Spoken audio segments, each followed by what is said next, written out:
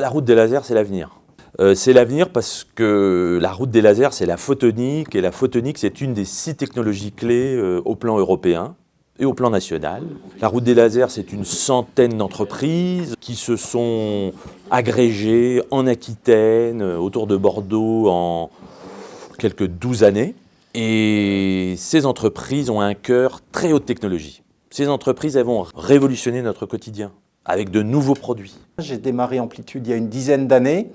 L'entreprise est spécialisée dans les lasers ultra brefs, un type de laser assez sophistiqué qui est passé en moins de 10 ans du statut de curiosité scientifique à celui d'outil industriel incontournable dans des processus de production dans le domaine du semi-conducteur ou des applications médicales dans la chirurgie de l'œil.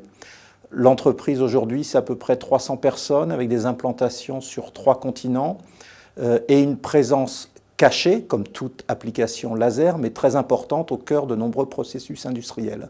La route des lasers m'a permis de rencontrer des personnes compétentes dans le domaine, me permet aussi de me projeter dans le développement de mon entreprise et notamment dans ma filiale de commercialisation. La route des lasers, moi j'avais le marché et les besoins. La route des lasers m'a amené la technologie pour justement amener à bon port mon projet.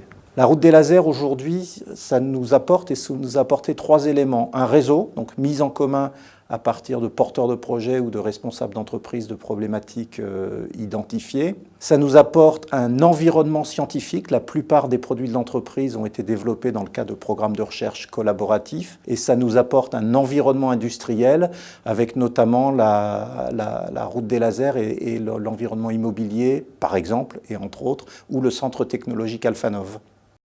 La route des lasers pourrait proposer une amplification de sa mission d'accompagnement à l'international. Nous avons démontré, grâce à notre permanent sur le marché chinois, que nos entreprises pouvaient plus facilement pénétrer ce marché, plus facilement engranger des commandes, donc développer leur chiffre d'affaires à l'export. Et nous proposons d'ailleurs de monter un dispositif similaire pour la pénétration du marché nord-américain pour nos très petites entreprises. L'environnement financier est en France assez favorable au démarrage d'entreprises ou de start-up de technologie ou de technologie de rupture.